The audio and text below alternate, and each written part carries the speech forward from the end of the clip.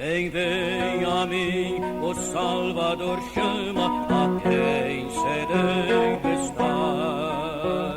Que venha e desta fonte celeste o bem desfrutará. A voz do céu vos chama, quereis a Cristo vir. O seu perdão e salvação podeis já possuir.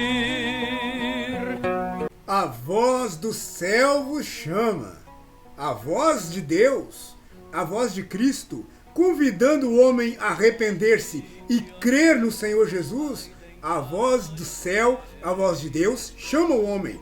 Quereis a Cristo vir? Você tem o desejo de vir então a Cristo? Atender essa voz?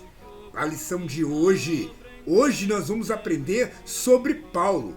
Paulo ouviu Jesus. Paulo teve um encontro com Cristo. E esse encontro mudou a vida dele. Vamos ler hoje, dia 31 de julho de 2024. Nós vamos ler Atos dos Apóstolos. Atos capítulo 9, do versículo 1 ao versículo 9. E vamos ver que a voz do céu chamou Paulo. Paulo então se arrependeu e obedeceu o chamado. E até o dia de hoje, a mesma voz, a voz de Cristo, soa e convida o pecador. A voz de Deus hoje chama dos altos céus, convidando o homem a se arrepender e crer no Senhor Jesus. E esta voz é a voz que tem poder de transformar o homem e fazer ele se tornar uma nova criatura. Uma criatura agora amante das coisas celestiais, amante da palavra, amante desejoso das verdades e da comunhão com Deus. Hoje, então, a nossa lição no livro de Atos dos Apóstolos tem por título A Visão Celestial. É o título da lição diária de hoje. Todos os dias eu faço a lição diária. Todos os dias eu faço um resumo, faço um comentário, um apanhado, um resumo da lição diária. E hoje, no dia de hoje, nessa quarta-feira, vamos aprender que Paulo teve uma visão celestial. Jesus se manifesta, Jesus se apresenta a Paulo. Eu não vou ler os 9 versículos não, mas eu vou lendo e comentando os versículos chaves. Aqueles versículos que têm maior peso na nossa leitura, vamos então lendo e comentando esses versículos. Versículo 1 diz: Saulo, respirando ainda ameaças e mortes contra os discípulos do Senhor, dirigiu-se ao sumo sacerdote. Vemos aqui Paulo ainda respirando ameaças contra os discípulos, contra os servos do Senhor Jesus. Aqueles que então permaneceram ali em Jerusalém. Paulo então estava perseguindo e desejoso em prendê-los ou até matá-los se fosse necessário. Paulo estava ainda respirando ameaças aos discípulos do Senhor Jesus. Versículo 2 e 3. E pediu-lhe cartas para Damasco, para as sinagogas, a fim de que, se encontrasse alguns daquela seita, quer homens, quer mulheres, os conduzissem presos a Jerusalém. Versículo 3. E indo no caminho, aconteceu que, chegando perto de Damasco, subitamente o cercou um resplendor de luz do céu. Aqui nós vemos que, no versículo 1, Paulo respirando ameaças contra os discípulos. Paulo desejoso em perseguir os discípulos. Perseguir aqueles que falassem de Cristo, falassem sobre Jesus Cristo. Que ele é o ungido, o prometido dos profetas, que ele é o verdadeiro Messias e que ele morreu e não ficou morto, mas ressuscitou, ressurgiu. Paulo, então, quem falasse essas palavras, quem falasse dessa forma, Paulo queria então autorização, permissão dos sumos sacerdotes para ele ir então a Jerusalém e perseguir os cristãos. Quero trazer aqui o mapa do percurso que Paulo então estava fazendo. Dá para perceber aqui nesse mapa o seguinte: a gente vê aqui Damasco mais em cima e vemos aqui Jerusalém mais na parte de baixo. Vemos Jerusalém aqui mais abaixo e o trajeto que Paulo então ia fazer, ele ia fazer um trajeto longo, um caminho longo, subindo até Damasco. E vendo então aqui esse mapa, a gente vê que o percurso era bem longo, não era? Era a distância bem considerável, né, das cidades. E Paulo então ia lá perseguir os cristãos que estavam lá. Aí eu pergunto, por quê? Por quê? Sair de Jerusalém e ir até Damasco e trazer para Jerusalém os cristãos presos de Damasco. O evangelho, meus amados, estava se espalhando. A mensagem de salvação, a mensagem de Cristo estava se expandindo de tal forma que já tinha chegado a Damasco, já tinha chegado em cidades longe de Jerusalém, já tinha evoluído a mensagem de evangelização, a mensagem de Cristo, a palavra do Senhor Jesus já tinha se espalhado de tal forma que já estava lá em Damasco. Olhando com bons olhos, isso é esplêndido, isso é maravilhoso. Os apóstolos então estavam fazendo aquilo que Jesus tinha falado desde o início, levando a palavra a toda criatura, levando a palavra a todos. Ide por todo mundo e pregue a toda criatura. Está lá em Marcos capítulo 16. Temos então ali a incumbência de divulgar, de espalhar o evangelho, de expandir ele para todas as limitações de todos os municípios, de todas as cidades, de todas as regiões e até de todos os países. E por isso Paulo agora estava indo a Damasco. Então ele pediu autorização para ir lá prender os cristãos lá, seja homens, seja mulheres. E ele ganhou autorização para isso. Os sacerdotes então deram essa autorização para ele, e ele então, o versículo 3 que nós lemos aqui, fala o quê? Paulo então, e indo, então ele foi. Que coisa, né? Vemos aqui o seguinte, Paulo faz uma programação de perseguir, prender, matar. Paulo faz aqui um projeto, ele faz um planejamento, e no versículo 3 ele executa. Então ele pega e vai.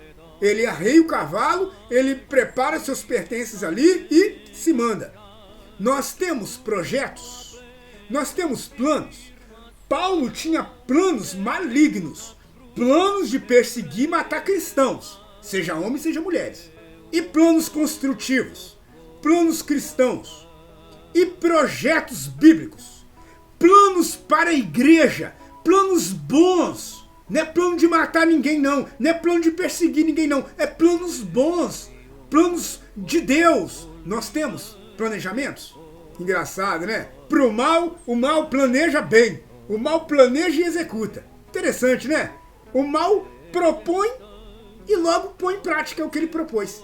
E nós na igreja, para fazer o bem, para fazer o que é bom, para a igreja crescer, para o crescimento da igreja, às vezes até para pregar numa praça, reunir ali umas 10 cabeças e levar um microfone para uma praça e pregar numa praça, até para fazer isso, a gente fica anos planejando, fica anos, e fica. O que nós vamos comer depois? E aí, o que nós vamos beber depois do culto? E fica anos, e nunca põe em prática um único planejamento, simples que seja, pregar numa praça. Não põe em prática. E o mal planeja, vão matar, vão prender, e o mal consegue logo executar. E indo, no versículo 3, Paulo então põe em prática. Por que nós somos tão lerdos? Por que nós somos tão dificultosos? Por quê? Tanta morosidade? Qual é o problema que nos faz a gente ser tão lerdos, tão lentos para poder executar propósitos evangelísticos, propósitos construtivos, ideias de salvação, ideias boas, alcançar jovens, alcançar drogados, alcançar homens e mulheres, alcançar pessoas em condições de rua. Condições de rua? Eu quero a distância de gente em condição de rua, eu passo por cima dele. Tá vendo como é que nós somos? Aí quando tem uma ideiazinha geniosa de pensar algo construtivo, demora anos para pôr em prática, demora anos. Às vezes até para quebrar uma parede e aumentar o salão da casa de oração, demora anos. Tudo que é construtivo, tudo que é bom, tudo que é legal, tudo que é da palavra, a gente enrola para fazer. A gente demora para fazer. Deus vai cobrar isso. Deus vai cobrar isso. Porque ele não quer ninguém fazendo a obra dele relaxadamente, não quer ninguém fazendo a obra dele murmurando, reclamando, aos empurrão. Ele não quer isso. Ele quer que a gente faça de boa vontade. Ele quer que a gente tenha voluntariedade para poder fazer a obra dele. E o que vem à mão para fazer, faz conforme a tua força. O Senhor Jesus promete estar conosco na execução das coisas.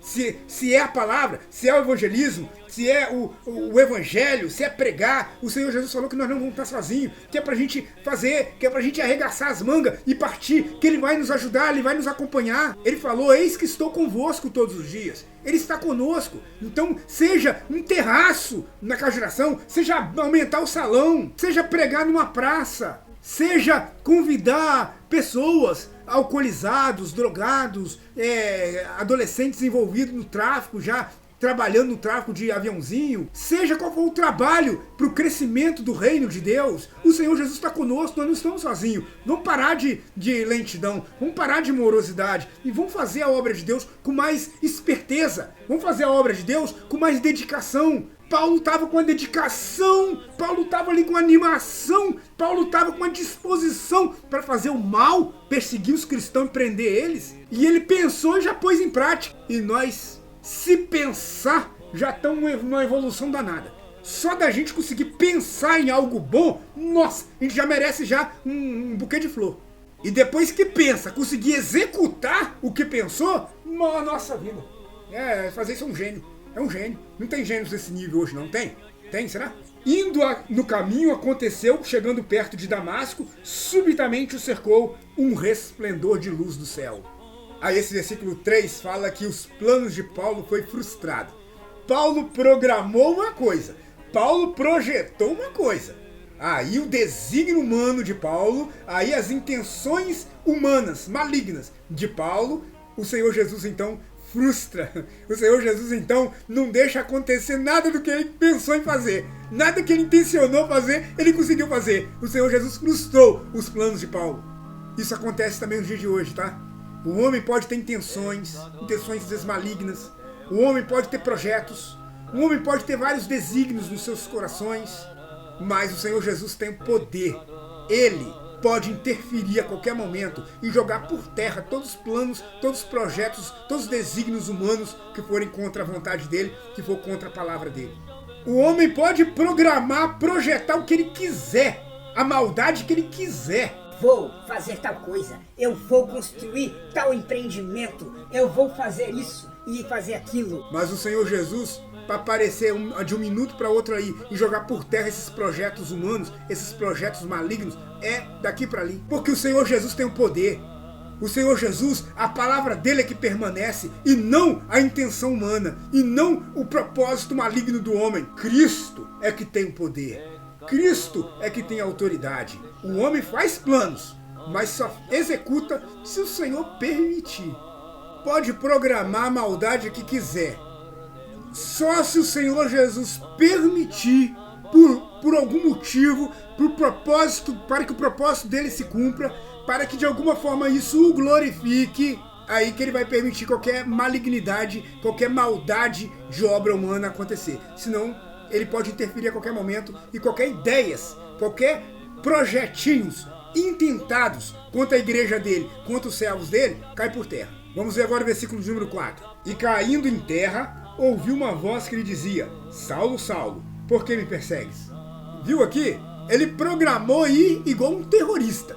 Eu sou um terror, eu sou muito bom, eu sou forte, eu tenho autoridade, eu tenho cartas, eu vou. Aí o grande corajoso, o grande valente, aconteceu o quê? Versículo 4, caiu por terra. E caiu, não é porque tomou um soco, tomou um tapa, não. Ele não caiu porque levou um empurrão, não. Jesus não precisou botar a mão nele e ele caiu na terra. Jesus não precisou tocar nele. Já foi o suficiente. A luz, o resplendor que ele viu, caiu corajoso com tudo no chão. Olha o poder que o Senhor Jesus tem. Isso me arrepia, porque eu vejo que o Senhor Jesus, nós sofremos perseguições. A igreja sofre perseguição. Mas como eu falei aqui, tem um propósito. Às vezes a perseguição que a gente sofre, o propósito é glorificar o Senhor Jesus. Através, às vezes, da nossa morte, através da nossa perseguição, através da nossa prisão, da nossa morte, o nome do Senhor Jesus vai ser mais glorificado ainda. O nome do Senhor Jesus vai ser mais temido ainda. Tudo tem um motivo. Nós não entendemos o motivo. Nós, às vezes, não entendemos os propósitos. E isso nem cabe a nós, querer entender tudo. Nem cabe a nós. Mas o Senhor Jesus permite uma perseguição, ou se ele permite algo que venha a prejudicar os cristãos, os servos dele, tem um propósito. Porque o Senhor Jesus ali, quando Paulo estava indo, no versículo 3, a luz cercou ele. E já foi o suficiente para cair no chão o corajoso, o valente, o poderoso Paulo. Caiu pro chão ele e tudo. Eu lembro que um dia na lição, em Cachoeiro, Itapemirim, numa escola dominical, eu falei assim na lição: o cavalo caiu do cavalo. O Pablo até achou engraçado, o cavalo caiu do cavalo. Porque Paulo estava tão ignorante ali, ele estava mais ignorante que o próprio cavalo dele. Ele estava mais tapado, mais fechado ali do que o próprio cavalo dele. E o Senhor Jesus se aparece a ele, ele cai pro chão. Caiu, não precisou nem encostar, ele caiu, desmontou no chão. E o Senhor Jesus então faz uma pergunta para ele. O Senhor Jesus aparece fazendo uma pergunta. A Bíblia fala que se a gente quiser contender com Deus, nós não temos capacidade, nós não temos condições de responder nenhuma pergunta. De todas as perguntas que o Senhor Deus faz, nós não temos capacidade de responder nenhuma, de dar nenhuma resposta para uma pergunta do Senhor. Nós não podemos responder nenhuma pergunta dele, porque nós somos mortais, somos pequenos, somos frágeis. O Senhor Jesus pergunta a Paulo no versículo 4, Saulo, Saulo, por que me persegues? Bem, Saulo não ia perseguir os cristãos? Saulo não está pedindo autorização para ir perseguir os crentes? Perseguir os discípulos? E o Senhor Jesus agora está perguntando por que Saulo está perseguindo ele. Tudo que fizer a um pequenino dele, tudo que fizer a um servo dele, é o mesmo que está fazendo a ele. Se perseguir um servo dele, um discípulo dele, é o mesmo que está perseguindo ele. Se ajudar, se der um copo d'água que seja, a um pequenino do reino dele, é o mesmo de estar dando um copo d'água a ele. É o mesmo de estar ajudando, auxiliando a ele. Em Mateus 25 a gente vê isso claramente. Senhor, quando te vimos doente não fomos te visitar? Senhor, quando te vimos com fome e não tivemos que comer? Aí lembra que Jesus disse? O que vocês fizerem a um dos meus pequeninos, é a mim que vocês fizeram. O que vocês não fizerem a um dos meus, vocês não estão fazendo a mim. Portanto, os servos que Saulo estava indo perseguir eram membros do corpo de Cristo. Tocando nele, está tocando em Cristo. É corpo de Cristo. Se tocar no seu braço, você não vai sentir? Se tocar no seu dedo, você não vai sentir? Os cristãos é corpo de Cristo. Tocando neles, está tocando em Cristo. Por isso, Jesus agora pergunta, por que me persegues? Nenhuma de 1000 perguntas o homem tem condição de responder. O homem não tem como responder nenhuma pergunta. Vai responder essa agora. Por que me persegues? Uma boa resposta que Paulo devia ter ali, sabe o que é? Eu estou sendo zeloso da minha religião. Eu estou zelando a religião que eu tenho. Eu sou zeloso. A minha religião fala que só minha religião é certa. Jesus é o certo. Não é religião. Jesus é o nome certo. E não religião e denominação nenhuma aí. Eu estou sendo zeloso. Eu estou com boas intenções. Eu estou indo perseguir os cristãos, mas é com boa intenção. É a intenção de guardar o que eu aprendi na minha religião. É assim, os homens estão cheios de boa intenção. Obedecendo a religião deles, o que a religião deles fala, ele segue, obedece à risca, obedece cada vírgula do que a religião dele ensina. Mas o que a religião dele ensina é a verdade? É o que Cristo ensina? Paulo estava com boa intenção. Ele queria lá prender os cristãos, mas na ideia dele, ele estava fazendo um trabalho para Deus. Na cabecinha dele, ele ia matar, prender cristão, e ele estava fazendo um serviço para Deus. E é isso que acontece. Muitos hoje acham que estão com boa intenção, está fazendo tudo errado, está fazendo tudo o contrário que está na Bíblia, mas está com a intenção de estar agradando a Deus. Não, eu estou fazendo coisas erradas, eu estou fazendo coisas que não está escrito na Bíblia, mas eu estou fazendo em nome de Deus, é para agradar a Deus. Como assim? Fazendo coisas que não está na Bíblia, fazendo coisas antibíblicas para agradar a Deus? E assim, tem muita gente aí fazendo tudo errado e está com boa intenção. A ideia deles é agradar a Deus, fazendo um monte de teatro aí que não tem nada a ver, não tem sentido nenhum, fazendo um monte de teatro aí que não tem sentido espiritual de Cristo. Tá? Eu estou falando de Cristo. E está com boa intenção, estão fazendo isso daí porque dizem que estão fazendo boas obras. Não adianta você ter boa religião, ter boas obras, não adianta você ter boas intenções, querer fazer as coisas com boa intenção. Se tá errado, tá errado. E não tem boa intenção que justifique. Se a religião está fazendo de forma errada, contrária à Bíblia, tá errado. E não tem boa intenção que justifique religião fazendo coisa errada. Paulo estava com boas intenções. Paulo estava seguindo a religião dele. Ele poderia falar, Senhor, eu estou aqui fazendo o certo, que é matar os cristãos. O certo para você, né? Na sua cabeça. O certo para a sua religião, para os seus sacerdotes, para os seus líderes. Certo para você, né? Porque não é certo, não. É assim que acontece. Às vezes a gente quer fazer as coisas e fazemos as coisas que nós achamos certo, que os nossos líderes falam que é certo. A nossa religião fala que é certo, mas não é certo. Se você vê na Bíblia, não é certo. Se você vê na palavra, não é certo. Certo é o que está na Bíblia, e não o que o religioso fala, o que a religião fala, o que o líder fala. Certo é o que está na Bíblia. Não está na Bíblia, não é certo. Paulo falou, sabe o quê? Vamos ler ali o que Paulo falou no versículo de número 5. E ele disse, quem é, Senhor? Paulo, então, no chão, ele e a valentia dele, ele e a coragem dele, no chão, tá ali o grande homão, Paulo, perseguidor, que ia prender e matar os outros, tá agora no chão. Aí lá no chão ele fala, quem é, Senhor? Ele reconhece o Senhor Jesus ali como o dono da obra, como o mestre, como o dono da causa, como o chefe da causa. Ele reconhece o Senhor Jesus ali como o grande. Quem é, Senhor? Ele chama Jesus de Senhor. Olha que reconhecimento, hein? Mas precisou ir pro chão para reconhecer isso, hein?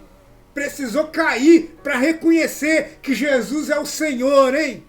Muitos hoje estão precisando de tomar um tombo para reconhecer Jesus como Senhor. Porque enquanto não cair do cavalo, enquanto tiver montado nos seus cavalinhos, no cavalo do convencimento, no cavalo da religião, enquanto tiver montadinho no cavalo da sua própria vaidade, é incapaz de reconhecer Jesus como Senhor. Ele é o Senhor. Ele é o dono da verdade.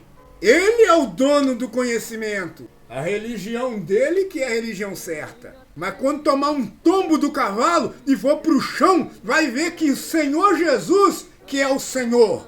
Quem é, Senhor? Aí no chão, depois de um tombão de uns 2 metros de altura, aí que você vai entender que Jesus é o responsável, é o cabeça, é o dono de todas as coisas. Aí você vai entender que o Senhor Jesus é o Senhor e você é um mero mortal, você é um mero homem. Não adianta você querer ter boas intenções e fazendo errado a Bíblia, com boas intenções. Querer fazer a obra de Deus na igreja, quer fazer acontecer na igreja, quer fazer acontecer. Cheio de boa intenção, mas é de forma errada. Suas boas intenções não servem de nada. Você tem que fazer do jeito certo. Tem que fazer como a Bíblia manda, como a Bíblia fala. Se não tiver de acordo com a Bíblia, tá errado. E as suas boas intenções não vão ajudar em nada. Aí espera cair do cavalo para você ver que as suas boas intenções não é nada. Espera cair do cavalo para você entender que as suas ideias não levam a lugar nenhum. Aí você reconhece Jesus como Senhor e começa então a se dirigir a Ele com respeito. Começa a se dirigir a Ele com reverência então, a partir daí. Aí a partir daí, depois de quebrar a cara, depois de cair, de quebrar o nariz no chão, aí se dirige e se volta ao Senhor Jesus, reconhecendo Ele como Senhor, como dono, como grande. Percebe então que a sua religião e o seu sacerdote não é nada. Percebe então que a sua religião e as cartinhas que você tá no bolso aí não te leva a lugar nenhum. Pega essas cartinhas suas aí que você tá no bolso e enfia numa gaveta qualquer, taca fogo aí, porque não adianta reconhecimento humano, autorização humana, não adianta o sacerdote aqui te dar autoridade, te dar autorizações. O sacerdote aqui também não é ninguém, é outro morto-vivo aí. Você precisa de Cristo só. Você não precisa de reconhecimento humano. Você não precisa de autorização humana para fazer a obra de Deus, não. Você precisa de Cristo. Se Cristo autorizar, você faz. Pergunte a Ele se você pode. Pergunte a Ele se você deve. Se Ele falar que deve, meu amigo, não há cartas de sacerdotes que vai falar o contrário. Se Ele falar que pode, se Ele falar que você deve fazer, não há religião, não há homem que te impeça, porque o Senhor é Ele. Entenda isso antes de cair, porque depois de um tombo é muito pior. Você vai levantar cego, você pode se levantar cego. Foi o que aconteceu com Paulo. Quem é, Senhor? E disse o Senhor, eu sou Jesus, a quem tu persegues. Duro é para ti recalcitrar contra os aguilhões. Senhor Jesus falando com misericórdia ali ainda. Repara que Jesus está prevendo o bem de Paulo. Paulo, É duras coisas para você bater de frente com meus aguilhões, recalcitar contra os meus aguilhões, você vai se machucar. Jesus, com misericórdia de Saulo, com misericórdia, com pena dele se machucar, que é dura coisa para ele. Ele tá se prejudicando. E Jesus, então, visando o bem dele. Jesus ali sendo perseguido, Jesus sendo atacado, a obra dele sendo atacada por Paulo, e Cristo ainda com misericórdia ainda com ele. Olha, isso vai ser ruim para você. Isso vai ser prejudicial para você mesmo. É duro para você recalcitar contra os meus aguilhões. Você vai se ferir. Jesus querendo o bem dele, para que ele não se fira, para que ele não se machuque. É duro para você lutar contra mim. É duro lutar contra Deus. Os homens do planeta Terra, todos tinham que ouvir essa palavra. Lutar contra Cristo é dura coisa. Lutar contra o reino de Deus, contra a palavra de Deus, lutar contra a igreja de Deus é uma coisa dura. Não é uma coisa boa. Eu sou Jesus. Cristo agora se manifesta a ele. Eu sou Jesus. Agora ele vê quem ele está perseguindo. Ele achando que estava certo. Ele matando, perseguindo, ferindo, prendendo e achando que estava certo. Porque isso acontece com o homem. O homem está errado, ele é idólatra, ele se curva a uma imagem de escultura, mas você vai falar para ele, ele acha que está certo. Eu tô certo. A minha religião falou que eu tenho que rezar a imagens. E eu me dobro, me ajoelho e canto e louvo imagens. Aí você vai falar com ele está com boa intenção. A ideia dele é agradar a Deus, pergunta a ele. Mas você adora imagens porque você quer agradar a Deus, não é? Ele vai falar que é. Que adorando imagens ele está agradando a Deus. Aí quando ele lê lá em Êxodo capítulo 20, ele vê que o Senhor não quer que faz imagem de escultura. Ele não quer que ninguém se dirija à imagem de escultura. O Senhor não quer que alguém ore a imagem de escultura. Ele quer que o homem se dobre só a ele. Ele quer que o homem ore só a ele. Eu falei em João capítulo 14, Jesus disse, o que pedi em meu nome eu farei. Jesus quer que pede em nome dele, e não em nome de imagem. Não em nome de algum personagem. É com boa intenção, eles estão rezando uma imagem, mas estão com boas intenções. A intenção dele é agradar a Deus. A intenção dele, o líder dele, o sacerdote dele falou que isso é certo. O sacerdote dele falou que rezar a uma imagem é certo. Então ele está fazendo. Aí vem nós lendo a Bíblia para ele, é nós que estamos errados. Vai você e fala de Êxodo 20 para ele, não faça a imagem de escultura. E se você fizer, não adora ela. É dois problemas, fazer e adorar ela. Rezar para ela. Ele não entende isso. E ele acha que você que está errado. Que tem um versículo na Bíblia falando, faça imagens. O padre dele, o líder dele, lê um versículo falando, criem imagens e orem as imagens. Eu não sei aonde ele leu isso, na Bíblia dele, que a Bíblia católica tem mais livros, em alguns desses livros a mais deve estar escrito, faça imagem e rezem a elas. Carreguem fotinhas de imagens, carreguem imagens e façam orações a elas. Homenagem, não precisa adorar não, só presta homenagem. Homenageie as imagens. Em lugar nenhum fala isso, então não é errado fazer isso, não é pra fazer isso. E com mais que você esteja com boa intenção, igual o Paulo aí estava com boa intenção, tá errado. Aí você tá esperando tomar um tombo, você tá esperando cair do cavalo pra então despertar, não é? Se você ouvir essa palavra aqui hoje e for despertado hoje, agora, aqui nessa lição, é melhor pra você. É duro você lutar contra o Senhor Jesus. E ele, tremendo e atônito, disse, Senhor, que queres que faça? Versículo de número 6. Tremendo e atônito. O grande corajoso ali estava agora tremendo. Tinha caído do cavalo e ele agora estava ali vendo como ele é frágil, como ele é fraco, como ele é pequeno, como ele não é nada. O nome Saulo quer dizer grande. E ele viu como que ele é pequenininho, como ele é tão insignificante, ele é tão frágilzinho, ele caiu e podia ter morrido ali. E isso sem Jesus nem tocar nele. Jesus não precisou tocar não. Isso só com a presença de Jesus.